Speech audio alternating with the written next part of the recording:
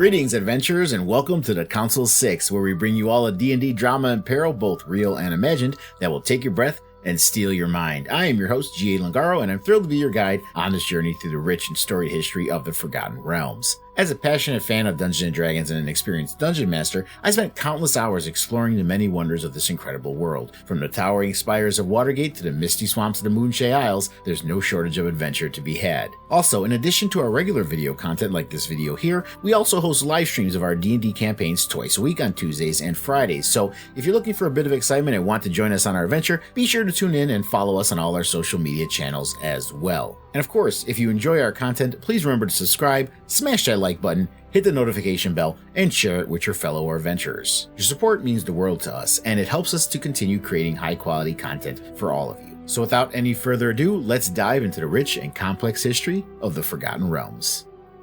Welcome back to our series on the history of Toril, the world of Dungeons & Dragons Forgotten Realms. In the last video, we covered an overview of the Dawn Age. In this video, we will dive more in depth into the time of dragons during this age. So let's begin.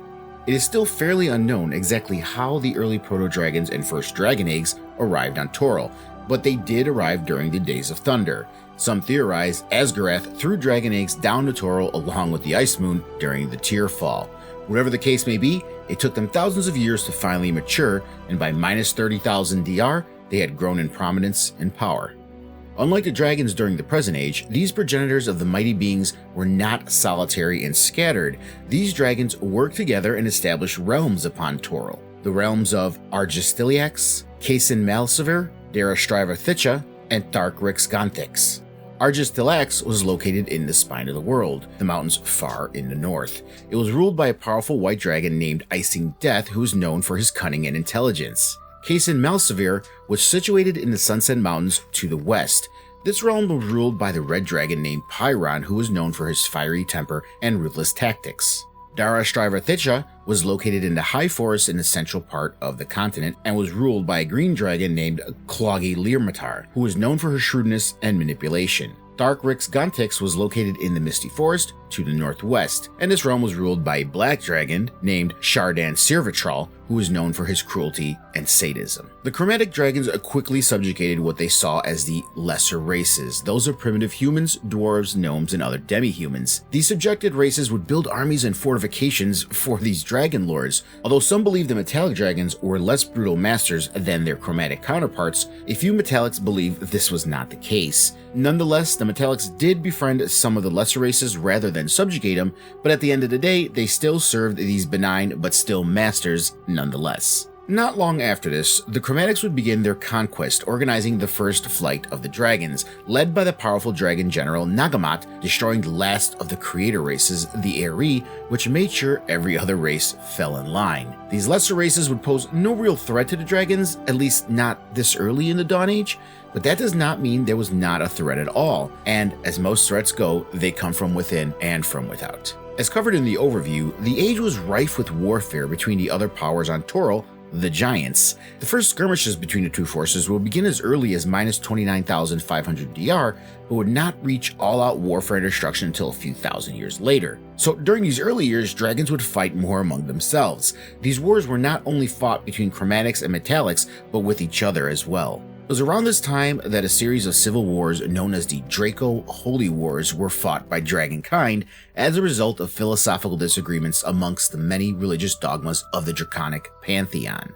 Just to give you a little clarity, because deities and pantheons can get confusing, during these times the dragons had their own gods, their own pantheon of gods that were Draconic gods. Some of them answered to higher gods, some didn't, but either way, these were deities that were pretty much for dragons themselves.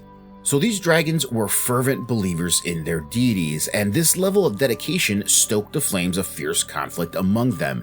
The argument concerning the alignment and nature of Azgarath sparked the worst conflicts. Azgarath was revered by dragons of all kinds as a symbol of their species' potential. When gold dragons insisted that Azgarath was a lawful good gold dragons, the silver dragons reluctantly agreed, but when red dragons claimed that Azgarath was a chaotic evil red, neither side would budge. The resultant wars nearly posed a threat to the entire survival of dragons as a species. One example of a civil war within a species is the schism that developed in the otherwise unbreakable gold dragon culture due to the spread of Bahamut's faith. Younger gold dragons, influenced by the teachings of Bahamut, began to reject the worship of DnD's and Tamara, the traditional gods of their race, viewing them as inconsistent and antiquated. This stance put them at odds with their elders, who were devoted followers of DnD's and Tamara. This debate never escalated into open violence, but it did cause a level of religious intolerance among gold dragons that had never existed before and never occurred again. And then we arrive at the Dragonfall War, which took place between Bahamut and Tiamat disciples and is probably the most well-known of these battles among contemporary academics.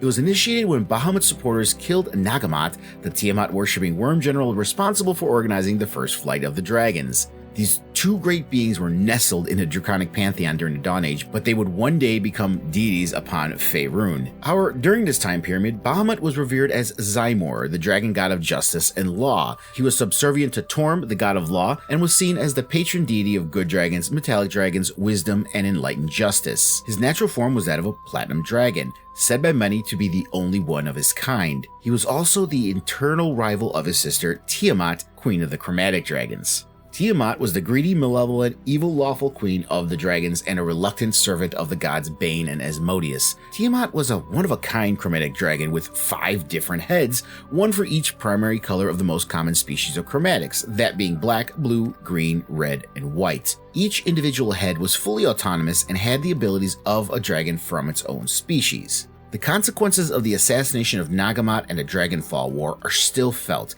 and affect the present age in many ways. During the ensuing battles, Tiamat unleashed all sorts of dragon-like beings, aberrant entities that became known as the spawn of Tiamat. The first breeds of dragon spawn were kobolds and urds, appearing around minus 24,500 DR. While the mutant variations of dragon spawn were based on the 5 common chromatic dragons, there were a few species bred from other kinds of chromatics. Among those devoted to Tiamat, the birth of a spawn of Tiamat was considered a sign of their goddess's favor. Spawn of Tiamat were deeply loyal to their goddess and also shared her undying hatred of good dragons. To counter them, Bahamut created his own agents, the Dragonborn, to act as his knights and soldiers. Unlike normal creatures, Dragonborn of Bahamut weren't born naturally, but instead were creatures reborn from good-aligned non-draconic humanoids who, to show their devotion to Bahamut, willingly took on draconic traits in place of their original biology. The Dragonborn were powerful creatures who resembled their adoptive father.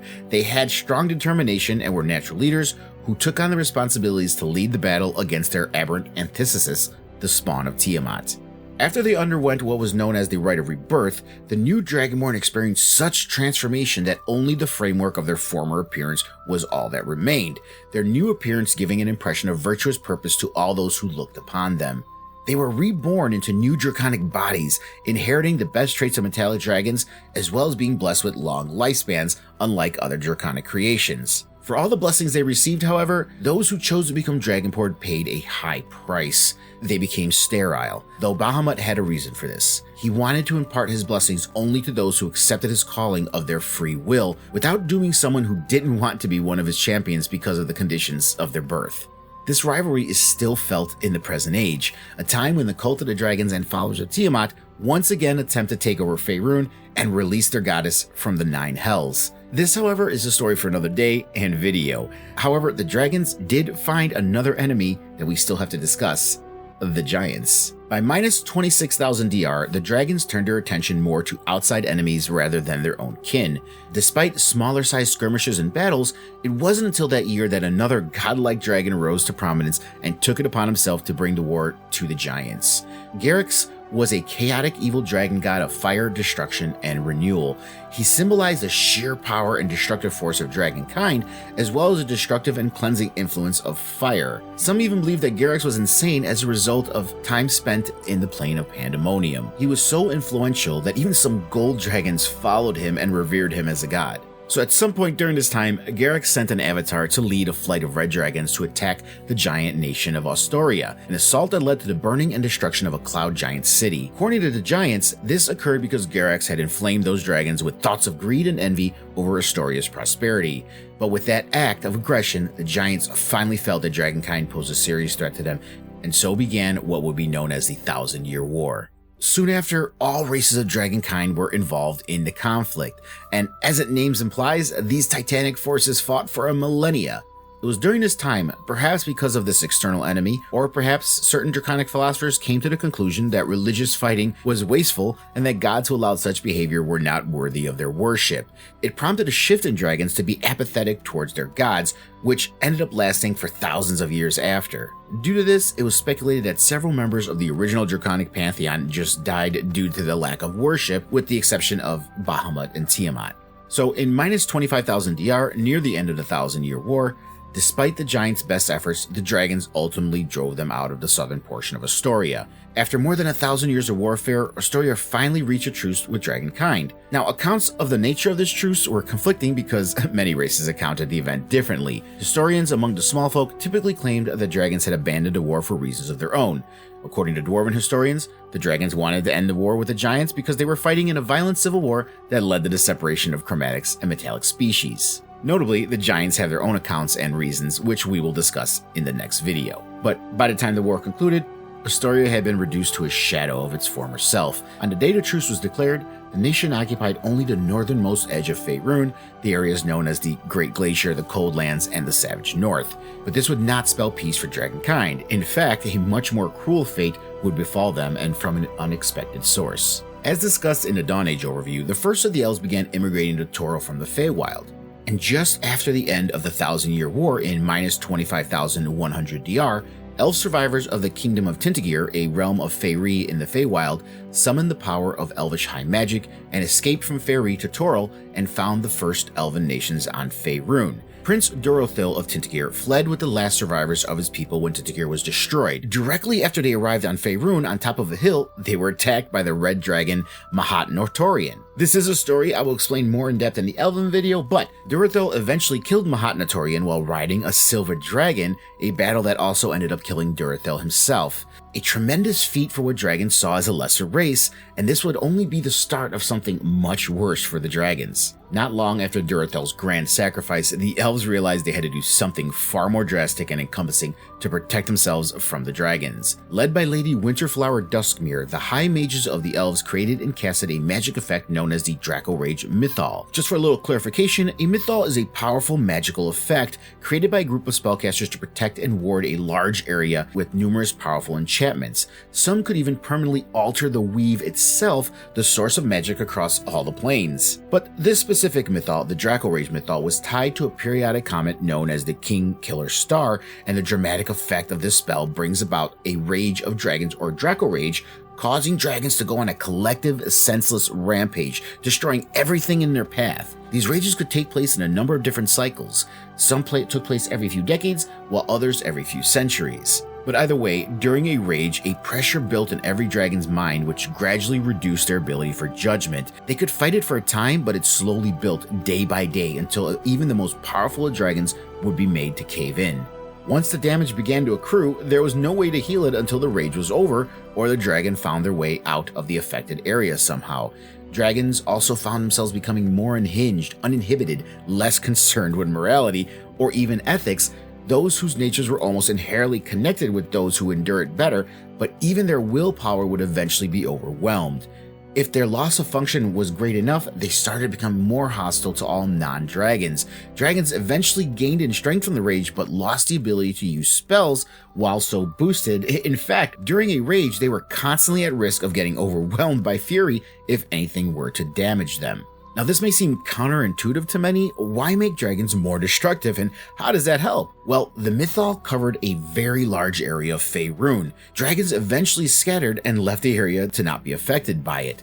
This caused their realms and armies to crumble, effectively weakening them as a race and a unified force upon Toril. And after many years, they became the reclusive, solitary creatures we know in the present age of Toril and most D&D gameplay. So the elves had effectively found a way to slow and eventually stop dragonkind from ruling over all the lesser races of Toril. And that's it for the time of dragons during the Dawn Age. I hope this video has piqued your interest in the rich history and legends of the Forgotten Realms. Please, again, remember, while you are here, please hit that like button, subscribe button, that notification bell, and share this channel with your adventuring friends. It means the world to me and does wonders for the channel, and I appreciate every last one of you. Also, if you'd like to do more to support the channel, I do also have a Patreon. The link is in the description of this video, and it's also in the banner of the channel as well. So if you'd like to support us, please go ahead and head on over to Patreon and pick whatever tier works for you. Join us for our next episode where we'll go more in depth on the reign of the giants. Thank you again, and until next time, so say we all.